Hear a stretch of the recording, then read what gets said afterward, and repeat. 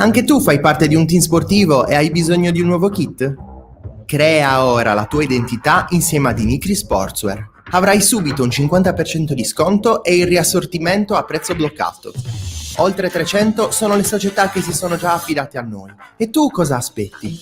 Contattaci subito al 379 244 8537 o entra su dinicri.com. La TechFind si occupa di distribuzione industriale e consulenza tecnica specialistica nei settori chimico e petrolchimico, impianti di produzione energia, impianti alimentari, acquedottistica e depurazione. Nella TechFind troverete un partner esperto e un broker industriale competitivo ed affidabile. La TechFind potrà esservi utile nell'approvvigionamento di filtri, pompe, strumentazione industriale, valvole e in generale di qualsiasi apparecchiatura industriale. TechFind. You search for tech we find. Buonasera a tutti, bentornati in diretta, nuovo appuntamento con la Domenica dello Sport Sardo, il contenitore che ci permette insomma di raccontarvi quello che è successo nel weekend dello sport isolano con insomma una particolare attenzione per il calcio, ci permette soprattutto di iniziare la settimana sportiva in Sardegna, come sempre su 131 Teleregione Live, UTG.net, Radio Calaritana e Directa Sport. Non sono solo, come è giusto che sia in questa diretta, come al solito, come sempre, c'è Roberto Pinna. Ciao Roby, bentornato. Ciao ragazzi, ben ritrovati tutti voi. Insomma, è stata un fine settimana abbastanza ondivago, possiamo dire così, per le squadre sarde. Ha aperto il Cagliari di Claudio Ranieri ieri pomeriggio all'Unipol Domus, centrando la terza vittoria consecutiva in casa da quando è arrivato il tecnico romano, un 1-0, una partita sporca e cattiva, come l'ha definita lo stesso Ranieri in sala stampa del post partita, un 1-0 contro il Benevento, griffato dal nono gol stagionale di Gianluca Lapadula, grande ex capitano ieri, grande trascinatore dei rossoblù. In Serie C possiamo dire è stata una giornata monca, nel senso che ha giocato solo l'Olbia ieri pomeriggio, un 1-1 che sta anche abbastanza stretto ai bianchi di Occhiuzzi contro la Virtus Entella, terza forza del girone B. Non ha giocato la Torres, che recupererà la sfida che si sarebbe dovuta giocare questo pomeriggio a Siena, perché insomma l'abbiamo raccontato nei giorni scorsi, a Siena ci sono state delle scosse di terremoto qualche giorno fa. Per precauzione il sindaco della città del Palio ha deciso di chiudere gli impianti sportivi fino a domani, quindi poi al termine di una riunione, no, Roby, tra istituzioni civili, diciamo così, e sportive e calcistiche, si è deciso di rinviare il match a mercoledì, quindi tra 3 giorni, ore 19:30, mercoledì 15 febbraio. Ovviamente noi ve lo racconteremo. In Serie D invece gode l'Arzachena, ancora una volta una vittoria di misura per la squadra di Marco Nappi, 1-0 contro il Pomezia, arrivato negli ultimi minuti dopo una partita comunque sostanzialmente dominata dai biancoverdi. Pareggio per l'Atletico Uri, tu hai seguito questa gara insieme ad Andrea Olmeo, un 2-2 in rimonta contro la Lupa Frascati. Perdono invece, e sono sconfitte che preoccupano anche per la classifica, sia la Costa Orientale Sarda che l'Ilva Maddalena. La Campania ancora una volta è fatale alle squadre sarde, 2-0 la vittoria del Portici, 1-0 la vittoria del Portici sul COS,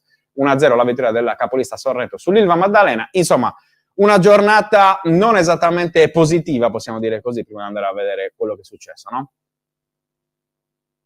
Sì, assolutamente non positiva, perché poi si è creato davvero un gruppone per non retrocedere, che vede impegnate un po' troppo le squadre sarde. La Costa Orientale Sarda, tra l'altro, guardando il risultato del Nola, si ritrova penultima, ma comunque sia agganciata anche dall'ultimo posto al momento occupato dal Nola, che però ha battuto l'Aprilia in rimonta, quindi comunque sia anche una situazione non facile, e sta diventando difficile per l'Ilva Maddalena, che forse con l'entusiasmo iniziale si era abituata e aveva iniziato a pensare di poter fare un altro campionato, invece ora deve rimboccarsi le maniche il gruppo di Gardini, perché ci sarà da soffrire fino alla fine. L'Uri è la squadra un po' pazza che abbiamo sempre imparato a conoscere, gioca molto bene, oggi forse ha lasciato anche 2 punti per strada, però ha anche recuperato 2 gol, quindi viene difficile non prendersi quel punto se sei uno del gruppo giallorosso. E dall'altra parte invece la Resacchena ha ripreso a correre, ci auguriamo trovi costanza, perché per il treno playoff non sarà facile.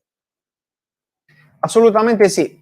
Hanno perso anche Cagliari Primavera e Torres Femminile, per cui insomma davvero una giornata non troppo positiva per le squadre sarde. Ma come sempre iniziamo questa nostra trasmissione con la Serie C, quindi andiamo a vedere il cartello con i risultati della 27esima giornata, in attesa, come vediamo, di due partite. Una è Siena-Torres, come dicevamo prima, che si giocherà mercoledì, l'altra è Reggiana Gubbio, che si giocherà domani.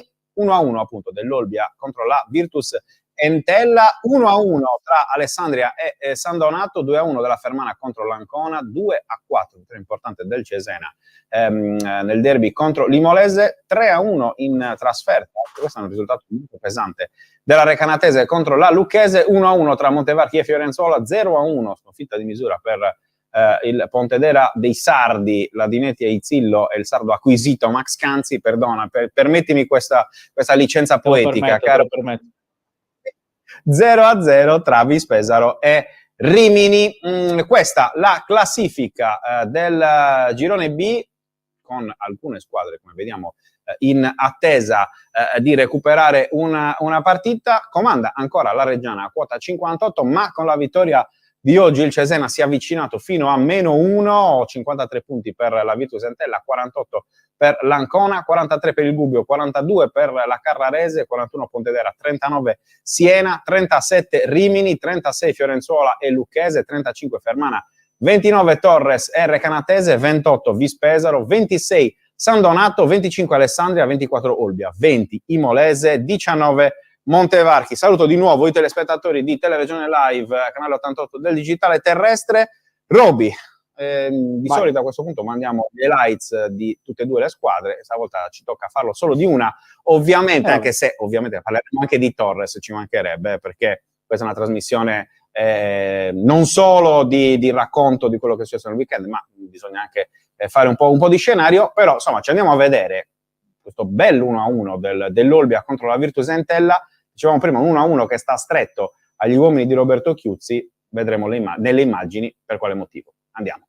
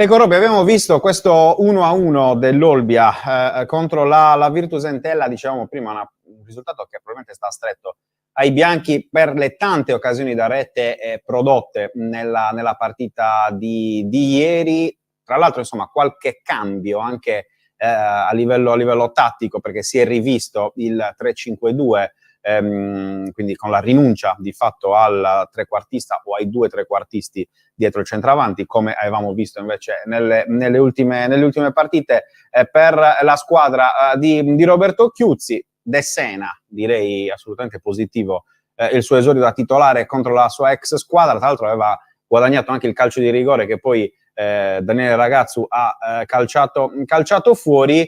Però ecco, stiamo vedendo il gol di Mercai, Roby. Continua forse questa leggerezza, questa sorta di svagatezza ogni tanto in difesa, perché non possiamo magari definirlo gollonzo, però effettivamente insomma la palla che rimbalza, passa in mezzo a 4-5 gambe, insomma forse magari con un po' più di attenzione anche questo errore si poteva evitare. E te lo chiedo, ti faccio questa domanda soprattutto ripensando a quello che ci ha detto il buon Emerson martedì sera, ospite della nostra trasmissione Serie 131.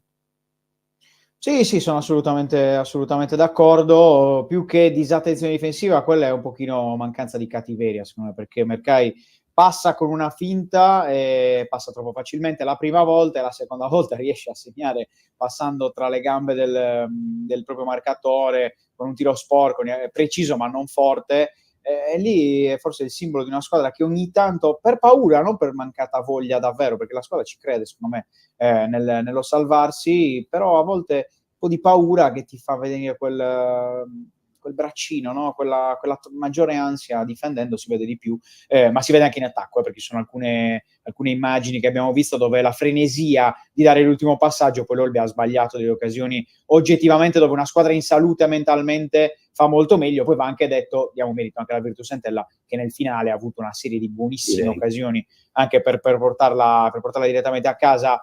A mio avviso, e lo dico in maniera molto chiara, la Virtus Entella è la miglior squadra per gioco da affrontare in questo girone B. Poi Cesena e Reggiana al momento stanno facendo un altro tipo di campionato e forse non verranno mai raggiunte dalla squadra ligure di Chiavari, però è una squadra molto difficile, molto quadrata, e secondo me il 3-5-2 visto appunto al Nespoli dipende anche dalle caratteristiche dell'avversario. Poi quando non stai in formissima di solito nel calcio, ormai ti piazzi col 3-5-2. Lo dicevamo anche qualche giorno fa rispetto al Cagliari, o comunque insomma alla Serie B. Abbiamo visto l'ultima azione dove Conti non riesce ad arrivare sul pallone di Nanni. Ho messo giusto quella negli highlights perché, come sapete, insomma, non è che possiamo far vedere 7 minuti di racconto, però come dicevi giustamente tu, Roby, è un'occasione che si è ripetuta un paio di volte durante la partita, soprattutto nel secondo tempo. Cioè l'Olbia arrivava al limite dell'area, addirittura dentro l'area, e poi sempre l'ultimo passaggio, no? In questo caso secondo me la palla di La Rosa era anche giusta, sia come profondità che come forza. Contini non ci è arrivato, però qualche minuto prima Nanni aveva dato una palla sbagliata a Ragazzu. Se gliel'avesse data precisa, insomma, come andava fatto, Ragazzu avrebbe tirato tranquillamente da solo un rigore in movimento contro il portiere della Virtus Entella. E insomma, quando si dice, poi si parla della cura dei dettagli, anche in questo probabilmente appunto la mancanza di tranquillità, come dicevi tu giustamente prima, certo, poi alla fine incide anche in queste occasioni. L'1-1 di ieri, di fatto, insomma, guardando un po' i risultati del 2023, tu pensa il terzo 1-1 di questo inizio d'anno per la squadra di Occhiuzzi. Già era successo lo stesso risultato contro il Rimini e contro il Siena, però è l'ennesima rimonta della squadra dell'Olbia, insomma, che spesso parte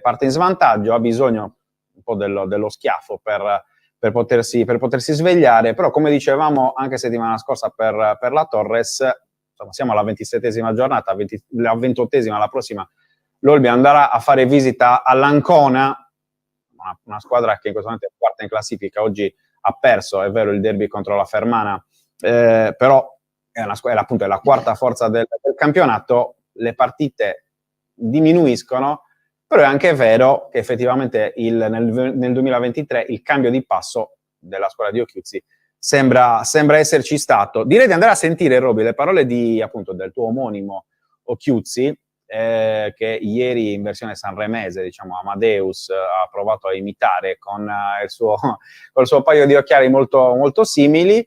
E vabbè, questa è una divagazione simpatica. Andiamo a sentire le parole di Roberto Chiuzzi, raccolte dalla nostra Roberta Maruggiu in sala stampa al Nespoli.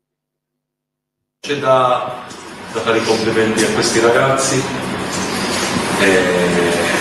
sono prestazioni che già da tempo danno anche individualmente delle certezze. Allora, quindi fare i complimenti ai ragazzi, pensare già alla prossima.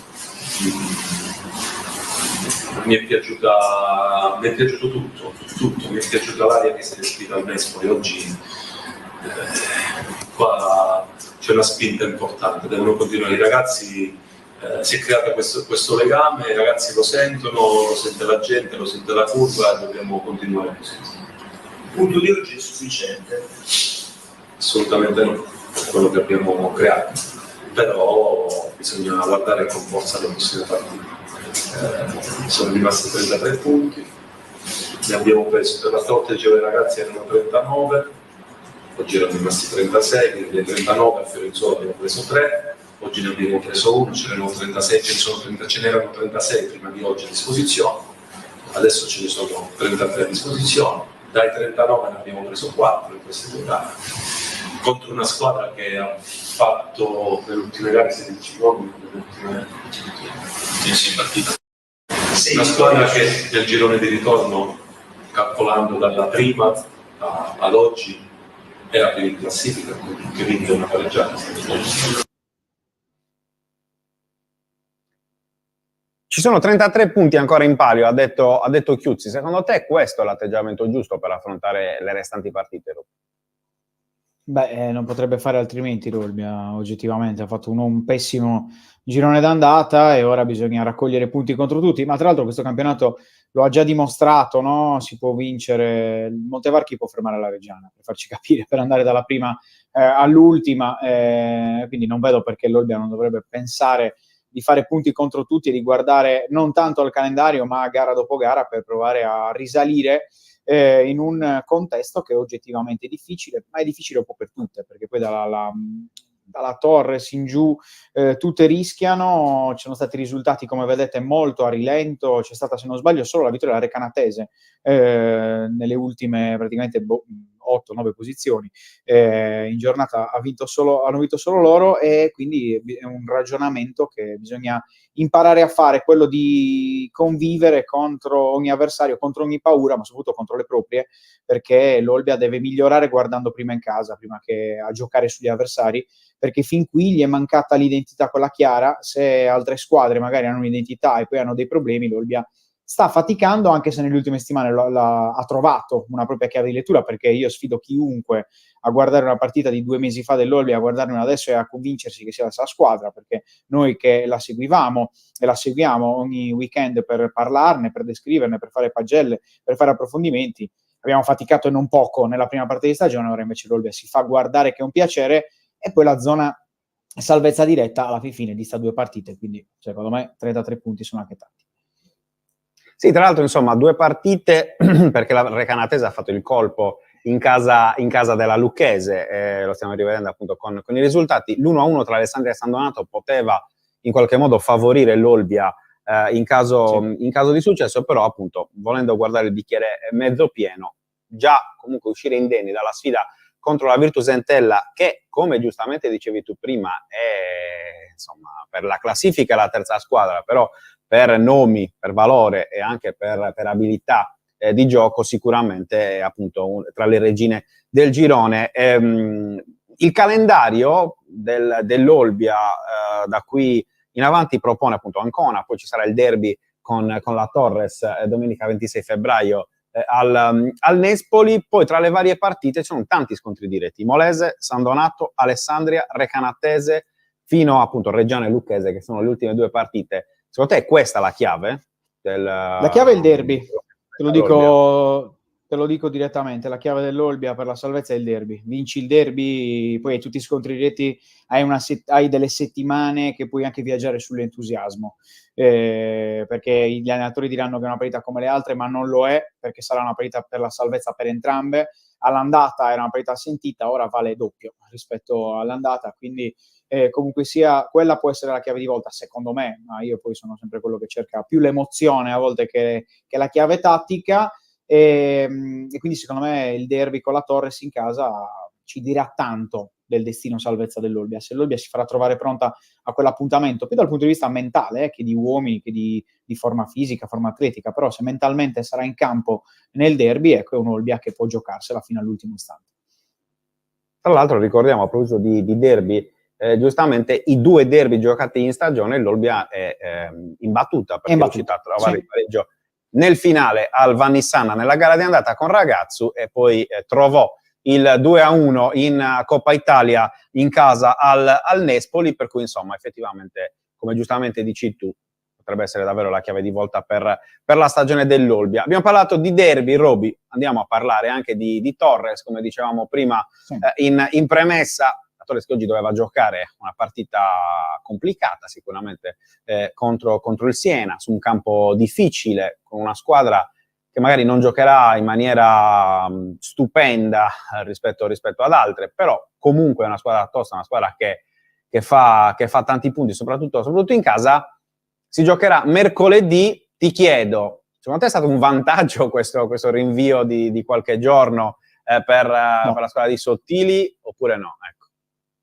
No, te lo dico subito, è uno svantaggio per un motivo molto chiaro. Si gioca mercoledì sera alle 19:30, vuol dire che la Torres giovedì praticamente non si allenerà per tornare a Sassari, avrà la rifinitura, un allenamento alla rifinitura e giocherà contro l'Alessandria, scontro diretto salvezza al Vannissana, che è la prossima, no? dopo il Siena, sì. In settimana, nell'infrasettimanale, nel recupero infrasettimanale della gara con il Siena. Tra l'altro, diventato il Siena... Esatto, tra l'altro il Siena è una squadra molto intensa, cioè fa dell'intensità, della forza fisica, dello scontro la sua dote principale, e la Torres già è un po' con i cerotti ultimamente, per un motivo o per l'altro, perché non ha Scotto, non ha, come si dice, Liviero, è stato fortunato a lungo, non ha recuperato da tempo Heinz, Campagna, tutti quei giocatori che ti servono, no? Anche nelle rotazioni per far rifiatare qualcuno. Deve recuperare ancora al meglio Ruocco, magari un Ruocco può essere avvantaggiato da questo rinvio, però poi bisogna capire se giocatori come Diakité, che non era al meglio a Siena, molto probabilmente sarebbe partito dalla panchina, se avessero giocato oggi ovviamente magari riuscirà a recuperare per mercoledì, però riuscirà a fare poi 2 partite, anche lo stesso Scapini riuscirà a giocare mercoledì e nel turno poi del weekend senza pagarne, e non ne sono così sicuro. E poi l'Alessandria, secondo me, se non fa il risultato contro il Siena, diventa quella la partita chiave della Torres. Occhio alla Torres, perché ha delle gare che diventano una fondamentale dietro l'altra, e se ti ho fatto il discorso per l'Olbia, vale anche per la Torres. Se la Torres arriva al derby quasi in uno scontro da dentro fuori, e attenzione, lì deve dimostrare di essere più squadra di quello che non ha fatto fin qui in campionato, detto che ancora rimane con una partita di vantaggio, erano 2 prima di questo turno, sulla zona play-out, quindi la Torres dovrebbe essere veramente brava. Secondo me strappare almeno un punticino a Siena sarebbe già tanta roba per poi vincere, e lì è obbligatorio, a Sassari contro l'Alessandria. Stiamo rivedendo la classifica, effettivamente, insomma, ovviamente diciamo prima, col discorso della partita da recuperare per i rossoblù, però effettivamente insomma i 3 punti dal San Donato Tavernelle non possono far dormire sonni tranquilli in casa Torres, perché poi il calendario, se il calendario dell'Olbia è appunto costellato da scontri diretti per la salvezza, quello della Torres ne ha un paio all'inizio, però poi contro il finale è davvero tosto, perché tra Pontedera, Rimini, Reggiana, Ancona, Fiorenzuola, Carrarese, Gubbio, Fermana, che di fatto non c'è respiro dopo il derby, sono tutte davanti a te, Montevarchi, in realtà, esatto, tutte davanti, e tutte che si giocano obiettivi. Assolutamente sì, forse l'unica magari potrebbe essere la Fermana, che al momento ancora è in zona quota playoff, quindi bisognerà capire come ci arriverà l'ultima giornata di campionato, però magari la Fermana potrebbe già non avere più obiettivi e lasciarti spazio, ma questi sono discorsi veramente da fantacalcio, certo. Perché prima c'è tutto un calendario da giocare, e però la Torres li ha un po' sprecati gli scontri diretti salvezza in epoca recente, ora dovrà essere brava a fare punti contro chiunque, detto che poi Siena all'andata lo ha strapazzato a Sassari con la migliore prestazione fatta finora. Va bene, chiudiamo il discorso Serie C andando a vedere il cartello del prossimo turno, quindi la 28ª giornata del Girone B. Ancona, Olbia, Torres, Alessandria, come abbiamo ampiamente detto, poi Carrarese, Imolese, Virtus Entella, Montevarchi, Gubbio, Fiorenzuola, Lucchese, Vispesaro, Recanatese, Pontedera, Rimini, Siena, San Donato, Fermana e soprattutto il big match del Girone B, ovvero lo scontro diretto tra Cesena e Reggiana, insomma davvero una di quelle partite... Forse vado al Manuzzi, perché abbiamo perso un secondo.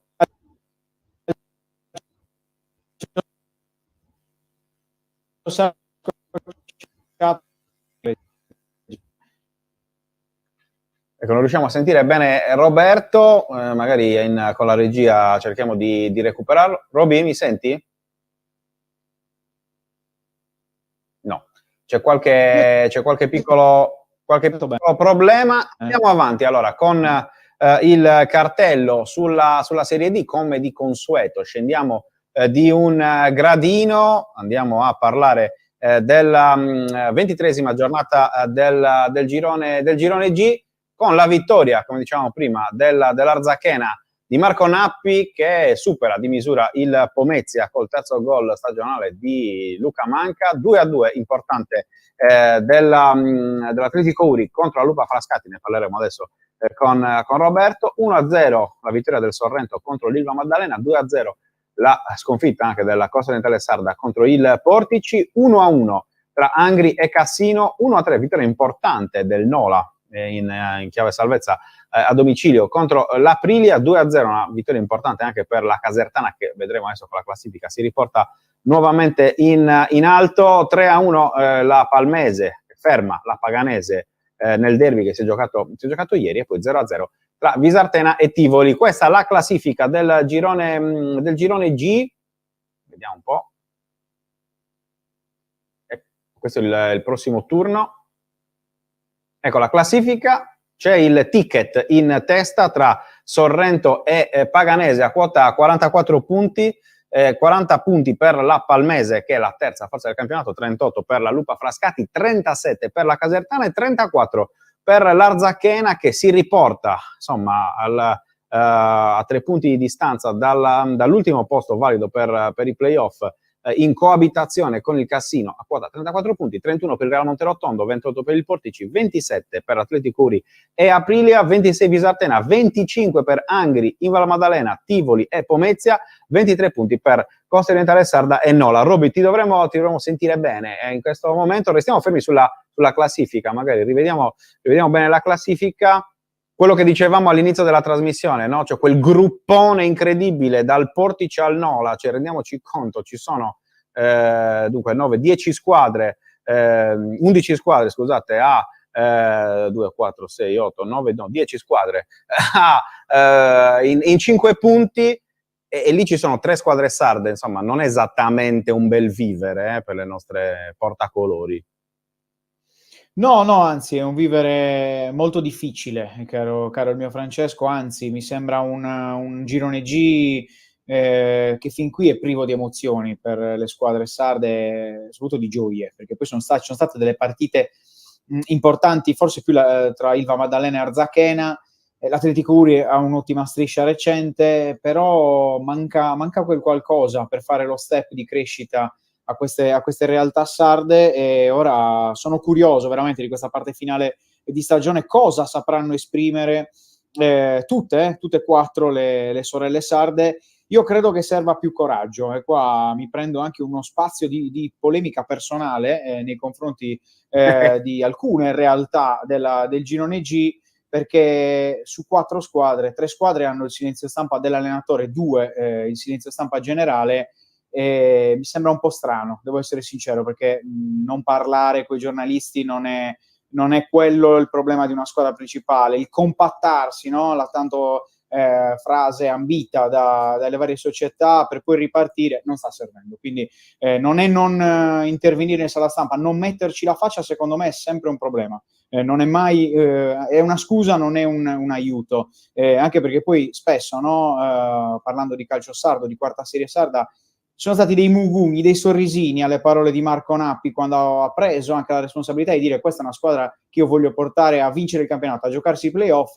Le altre realtà magari qualche sorrisino lo hanno fatto, e invece Marco Nappi anche nei momenti più difficili ci ha sempre messo la faccia. Però d'altronde lui è stato abituato a giocare altre categorie. Però è vero che siamo dilettanti, ma il dilettantismo, come metterci la faccia, non deve essere mai una scusa, perché altrimenti poi si fa presto a finire un po' nel dimenticatoio. Invece per crescere bisogna anche sapersi relazionare con la realtà in cui si gioca.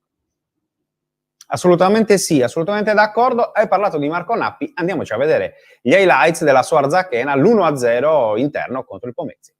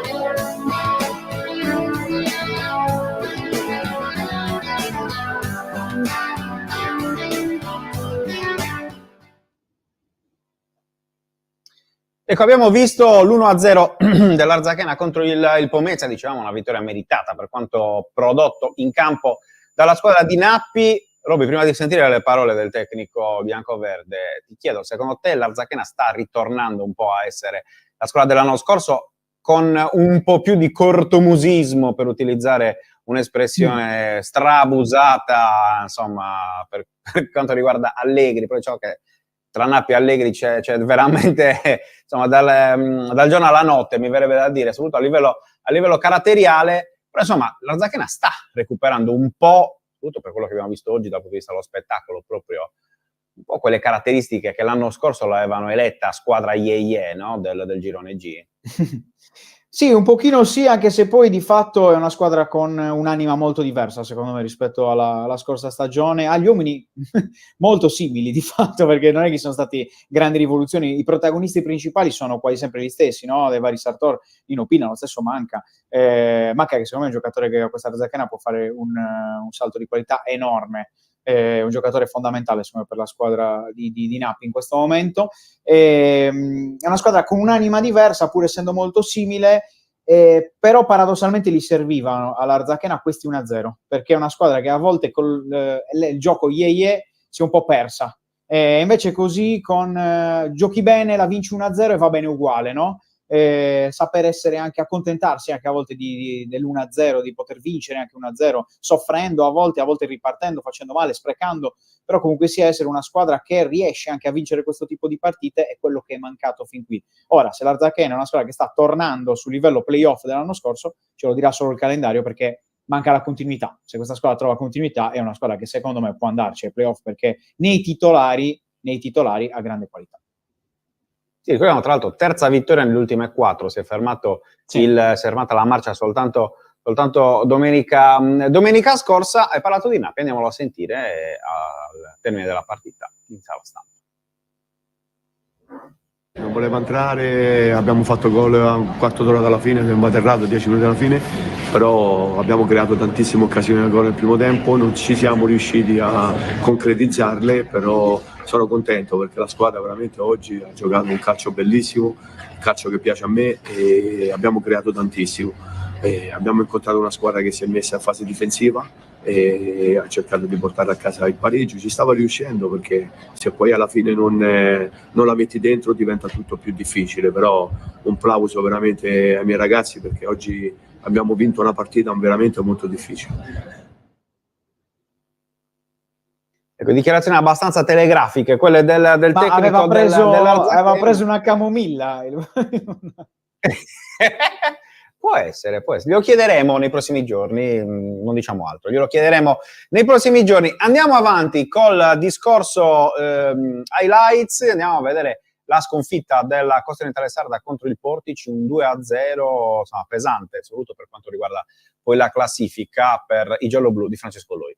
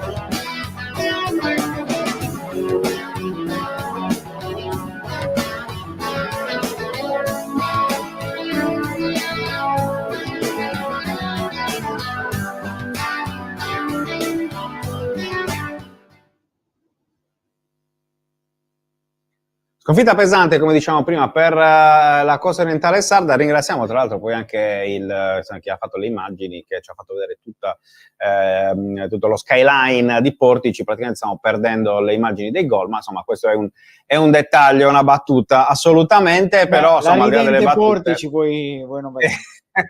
No, ma magari è una città super ridente, però insomma vedere i palazzi invece che il campo, insomma, non è una cosa che sicuramente fa troppo piacere, però insomma così è. Diciamo una brutta sconfitta, perché tra l'altro è uno spareggio salvezza, lo dicevamo anche settimana scorsa, caro Roby. Tra l'altro il Portici è una squadra che ha delle individualità davvero di livello, per cui è anche naturale che poi risalga in classifica, al di là di Davide Di Gennaro, che poi ha segnato anche oggi, un altro di quelli a cui piace fare gol alle squadre sarde. Un discorso che secondo me poi va fatto in casa Costa Orientale Sarda, non sta facendo niente. La speranza è che già dalla prossima possano arrivare un po' più di certezze, perché sicuramente non è una squadra a cui manca il talento, non è una squadra a cui manca altro, però il fatto così è. Roby, andiamo a vedere anche i gol di Atletico Uri contro... se mi sentite meglio adesso? Sentite meglio adesso? Sì, ora sì. Dicevo, insomma, andiamo a vedere anche i gol di Atletico Uri Lupa Frascati, un 2-2 davvero intenso, come spesso capita alla squadra di Massimiliano Pava, un'altra rimonta per l'ennesima volta, direi, dei giallorossi. Andiamo a vedere le immagini, tra l'altro tu c'eri, per cui raccontaci un po' come Sì, se vuoi te la racconto io. Un primo tempo giocato alla pari dalle due squadre, però paradossalmente è finito 2-0. Ora vedremo anche le immagini dei due gol. Questo, se non sbaglio, dovrebbe essere il primo, firmato da Sabelli, con un Uri che ha sofferto. Ecco qua, vedete, in difesa tutti fermi. Sbaglia in questo caso Di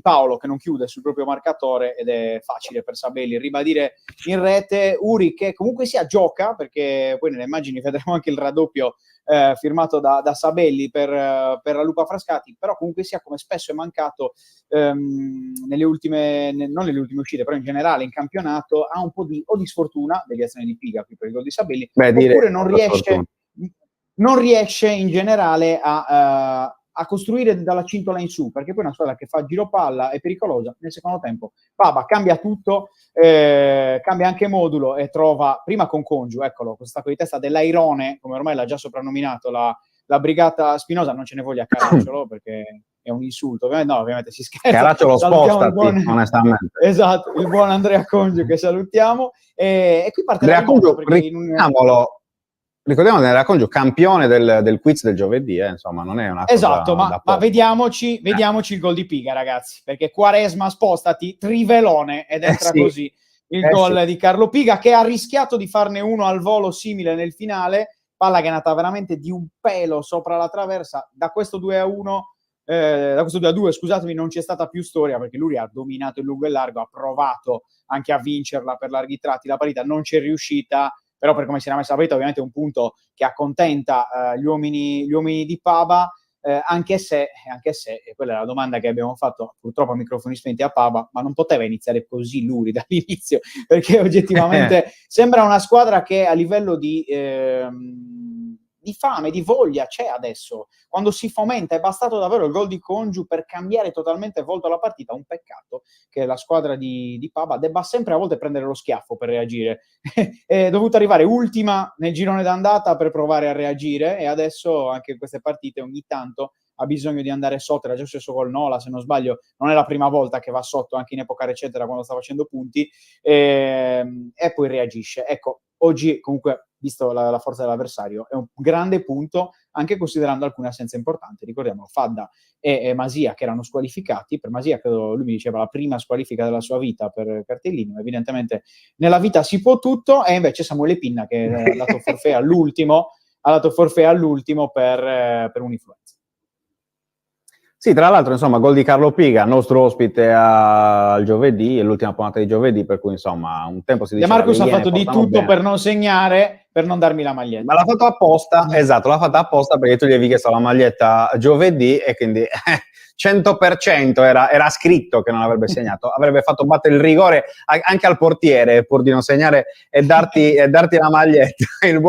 Il buon Antonio. Non ha parlato Pava, come dicevi tu, Roby, ma ha parlato Lorenzo Melis in questa sorta di silenzio stampa particolare in casa Uri. Andiamo a sentire le parole del centrocampista giallorosso.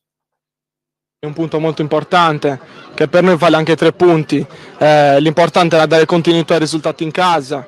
Niente, abbiamo anche rischiato di portare a casa una vittoria, però ci accontentiamo di questo gran risultato e niente, dobbiamo continuare a lavorare bene come stiamo facendo, serenamente. Loro sicuramente sono un'ottima squadra, infatti parla la loro posizione, terza classifica. Ovviamente ci hanno messo un po' in mezzo, però noi non abbiamo mollato. Anche tra il primo e il secondo tempo il mister ci ha dato la carica giusta, siamo entrati in campo e l'abbiamo ribaltata proprio nettamente. La chiave ovviamente è trovare continuità, che la stiamo trovando piano piano, e bisogna andare avanti. Ora andiamo a Cassina a testa alta, senza paura di nessuno, perché noi siamo questi. Ovviamente non abbiamo paura di niente, e quindi andremo lì a giocarcela a tutti i costi. Sono delle assenze molto importanti. Per noi siamo un gruppo forte, anche con le assenze siamo riusciti a dare il meglio. Non era facile, ripeto. E l'obiettivo principale ovviamente è salvarci, per me, salvare l'Atletico Uri, per tutta la gente che viene a vederci ogni volta, per lo staff, la società, che lavoriamo sempre bene, e poi riuscire a sbloccarmi, speriamo bene, però continuo così e si vedrà.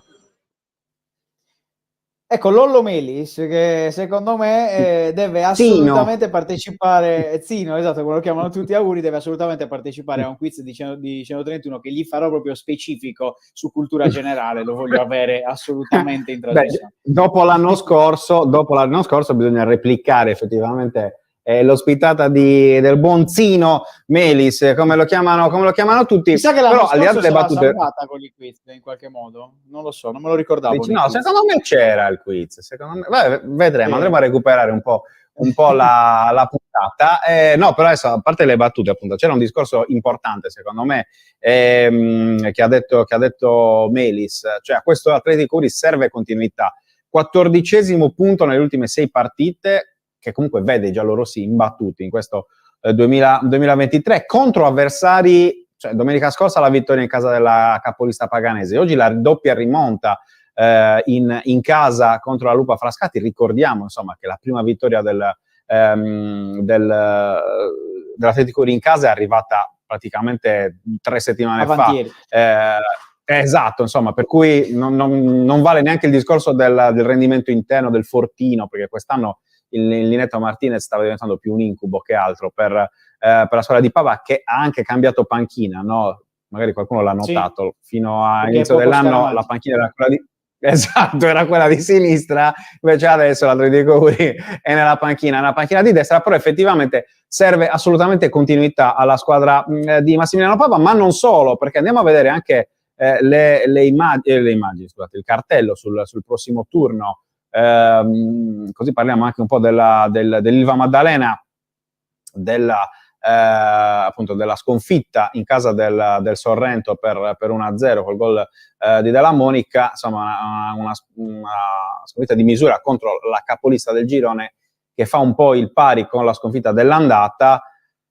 Però insomma chiaramente è un problema per l'Ilva Maddalena, che nel prossimo turno Aldo Gardini affronta quel vecchio Marpione in campo, ovviamente, di Marco Mariotti e la sua Aprilia, anche fuori, però insomma non so se sia anzi l'avversario migliore da affrontare in questo momento, anzi forse il peggiore, anche perché poi l'Aprilia arriva dalla sconfitta interna contro il Nola per 1-3. La Costa Orientale Sarda ospita Langri, Tivoli, Arzachena e Cassino Atletico Uri, quindi doppia trasferta nel Lazio per le altre due squadre sarde. Lupa Frascati Casertana, Paganese Portici, Real Monterotondo Visartena, Pomezia Sorrento, Nola Palmese. Forse Lupa Frascati Casertana è il vero big match della 24esima giornata di Serie D, però Roby, effettivamente insomma ci sono delle partite che le squadre sarde non possono permettersi di fallire, per vari motivi. C'è lo stesso l'Arzachena che va a Tivoli e via dicendo. Assolutamente, tra l'altro sono gare molto difficili le trasferte entrambe nel Lazio. Io mi aspetto una prova davvero importante da parte di Ilva Maddalena, perché è una gara che non puoi sbagliare. Lo avevamo detto settimana scorsa, no? Per la prima volta ti ritrovi in classifica in zona play-out, devi dimostrare se sai reggere anche questo tipo di pressione. Per adesso l'Ilva sembra non dimostrare questa forza, ed è normale perché è una squadra neopromossa. Ora arriva l'occasione giusta per fare i punti negli scontri diretti e per ridare un po' fiato a quello che era l'entusiasmo iniziale, perché comunque Gardini è uno che sull'entusiasmo sa lavorarci, e non vorrei che poi si un po' incupisse l'animo sull'isola. Sì, assolutamente. Abbiamo visto quindi le partite del prossimo turno. Chiudiamo come sempre con il basket, spazio per la Dinamo Sassari di Piero Bucchi, che è in campo in questo momento al Pala Leonessa di Brescia contro la Germani. Siamo al primo quarto di gioco, perché è l'ultimo match della 19esima giornata della regular season. In questo momento avanti di 2 punti la Dinamo, 12-14 contro Brescia. Proprio abbiamo detto nei giorni scorsi, insomma, anche a Trick and Roll, quanto effettivamente questa possa essere la partita chiave per capire cosa ne sarà dell'annata della Dinamo. Tra l'altro a Brescia l'anno scorso tu c'eri ai playoff, quindi insomma è stato sicuramente una una serie importante che ha dato poi alla stagione dei bianco-blu di Piero Bucchi. Va bene, siamo in chiusura come sempre, come ogni domenica. È il momento di salutare e di ringraziare tutti coloro che ci hanno seguito e di dare gli appuntamenti, i prossimi appuntamenti, quindi già da domani alle ore 19 Cagliari Social Arena per parlare nuovamente di Cagliari, della vittoria dei rossoblu di Ranieri contro il Benevento. Martedì spazio come sempre per la Serie C, mercoledì Trick and Roll, giovedì Serie D con il giovedì, poi insomma venerdì si riparlerà nuovamente di Cagliari che tornerà in campo sabato, per cui insomma grazie Robby, noi ci vediamo prestissimo, ovviamente non ci si annoia mai, assolutamente. Grazie a Marcello Mura in regia, buona serata a tutti, sigla. La TechFind si occupa di distribuzione industriale e consulenza tecnica specialistica nei settori chimico e petrolchimico, impianti di produzione energia, impianti alimentari, acquedottistica e depurazione. Nella TechFind troverete un partner esperto e un broker industriale competitivo ed affidabile. La TechFind potrà esservi utile nell'approvvigionamento di filtri, pompe, strumentazione industriale, valvole e in generale di qualsiasi apparecchiatura industriale. TechFind. You search for tech we find. Anche tu fai parte di un team sportivo e hai bisogno di un nuovo kit? Crea ora la tua identità insieme a Dinicri Sportswear. Avrai subito un 50% di sconto e il riassortimento a prezzo bloccato. Oltre 300 sono le società che si sono già affidate a noi. E tu cosa aspetti? Contattaci subito al 379 244 8537 o entra su dinicri.com.